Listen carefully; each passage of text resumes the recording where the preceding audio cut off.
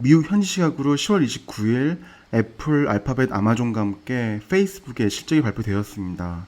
2020년 3분기 어닝 관련 발표 자료를 정리해 보겠습니다. 저는 보통 미국 기업 실적을 볼 때 순서가 우선 CNBC에서 실적을 요약한 기사를 먼저 보고 핵심 포인트를 파악합니다. CNBC가 가장 일관된 포맷으로 간단히 실적을 정리하여 기사를 재빠르게 내는 걸로 제가 개인적으로 선호하는 매체이고, 그 다음에 기업 IR 사이트에 가서 어닝콜 스크립트와 분기 보고서를 살펴보는 것으로 보통 실적을 파악합니다. 그래서 우선 CNBC에서 보는 포인트들부터 살펴보겠습니다. 우선 미국과 캐나다에서 사용자 수가 감소했다고 합니다. 페이스북은 광고로 먹고 사는 기업이고, 페이스북의 트래픽이 곧 매출이고, 트래픽은 사용자들이 일으키는 것이기 때문에 페이스북은 사용자 수가 가장 중요한 기업의 실적 지표인데, 사용자 인당 매출액이 가장 높은 미국과 캐나다에서의 사용자 수가 줄었다는 점이 첫 번째 포인트입니다. 그럼 이 점을 좀 자세히 살펴보면 정말로 미국과 캐나다의 사용자는 1억 9,800만에서 1억 9,600만으로 200만 명 정도 줄어들었습니다. 이건 가입자 수 기준이 아니라 데일리 액티브 유저 개념입니다.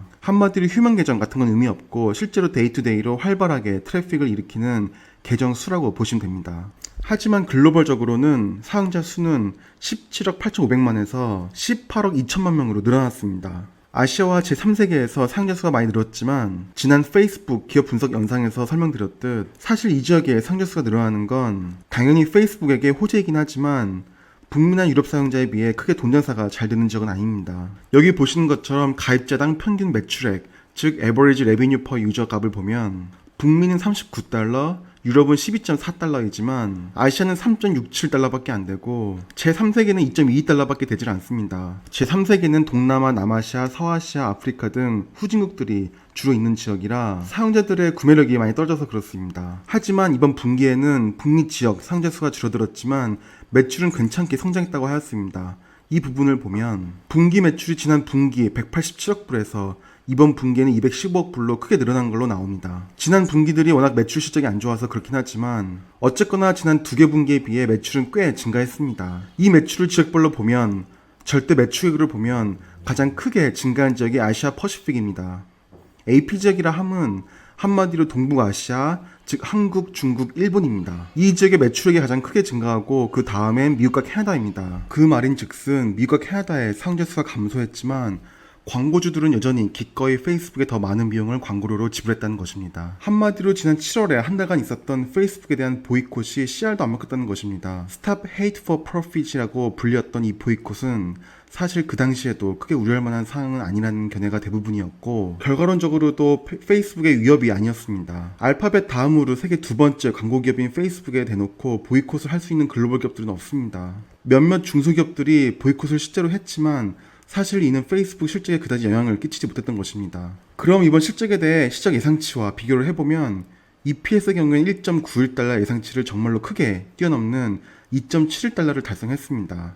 주가와 연동된 EPS가 이렇게 크게 올랐으니 주가도 당연히 크게 올라가는 것 아닌가 하고 주가 차트를 살펴보면 사실 주가는 정말 참담합니다. 실제로 10월 29일 주가가 비실비실대다가 실적 발표 후에 프리마켓에서 급등을 했습니다. 이는 명확히 EPS가 예상치보다 너무 나이스하게 실적이 나와서 주가가 급등을 한 것인데 10월 30일 주가는 처참히 무너져서 6.31% 폭락을 했습니다. 사실 10월 30일 주가가 폭락한 건 페이스북만이 아니라 테슬라, 애플, 아마존 등도 5% 이상 비슷하게 폭락했습니다. 그나마 2020년 버블을 덜 받은 알파벳만 꾸준하게 계속 올랐고 대부분의 테크주들은 모두 폭락했습니다. 제가 모니터링하고 있는 종목들의 10월 30일 주가를 일부 보여드리면 모두 빨간색인 걸 보실 수 있고 대부분 낙폭도 꽤 큰 걸 보실 수 있습니다. 어쨌거나 실적을 계속 보면 매출은 역시 198억 불 예상치를 넘어선 215억 불 매출을 달성했고 하루 사용자 수도 보면 17억 9천만을 넘은 18억 2천만을 달성했고 암튼 전반적으로 컨센서스들을 모두 뛰어넘는 어닝이 나왔습니다. 영업이익도 꽤 잘 나왔습니다. 80억 불이 나왔는데 전 분기 대비 무려 20억 불이 증가한 값입니다. 순이익은 전년 동기 대비 무려 27억 불 정도 증가한 78억 불 정도를 기록했습니다. 어닝콜에서 얘기가 나왔듯 팬데믹 시대에서 많은 사용자들이 오프라인보다는 페이스북과 같은 소셜미디어로 소통을 하려는 경향이 강해졌고 이는 트래픽 증가와 이에 대한 광고주들의 광고 수요 증가로 이어져서 페이스북의 이익이 많이 증대된 걸로 해석할 수 있겠습니다. 이에 따라 EPS도 정말 50%나 폭등한 2.71달러가 나왔음에도 불구하고 주가가 이 모양인 건 지금 미국 증시가 얼마나 불안한 상황인지를 보여줍니다. 이번 분기 매출은 전년 동기 대비 3개월 누적 매출 기준으로 22% 증가값을 YOY로 보여주는데, 이 증가분에 대해 페이스북 CFO는 이번 실적 발표에서 2020년 4분기에는 이번 분기 매출 증가분인 22%보다도 더 큰 성장을 할 것으로 기대한다고 하였습니다. 이에 대해서는 광고주들의 수요가 굉장히 높기도 해서 그렇고, 또한 연휴 시즌이 포함되어서 그렇다고 설명을 했습니다. 하지만 2021년은 정말 불확실성이 큰 해라고도 언급하였습니다. 당장 코로나 팬데믹으로 인한 언택트 시대에 수혜를 받는 기업이 페이스북이라 그럴 겁니다. 애널리스트들의 컨센서스를 보면 목표 매수가는 현재 주가보다 12.19% 정도 높게 보고 있습니다. 페이스북과 같은 언택트 수혜주의 경우에는 코로나 팬데믹 시대에 맞게 프리미엄을 좀 준다면 장기 추세선보다는 좀 더 높은 가격도 이미 꽤 매력적인 가격대라고 생각을 하고, 현재 주가도 꽤 매력적인 수준 정도에 매우 근접한 것으로 보입니다. 현재 싱가포르의 경제 상황이 정말 매우 안 좋고, 코로나 3월 폭락장 이후에 주가가 1도 회복 못한 거의 유일한 주식시장이 아닌가 싶은 이 상황에서 저는 저번 주와 이번 주에 대략 2만 불이 넘는 금액의 싱가포르 종목들을 매수했습니다.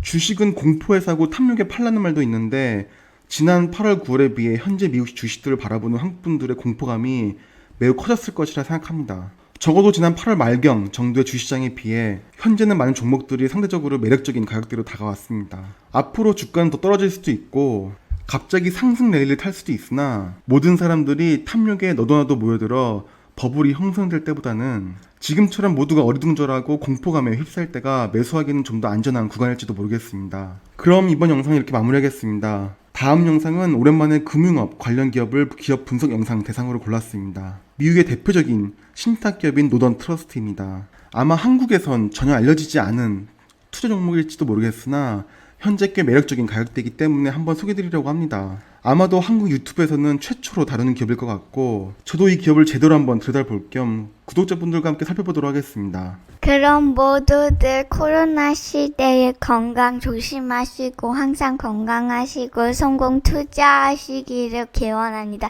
영상 시청해 주셔서 수고 빠이.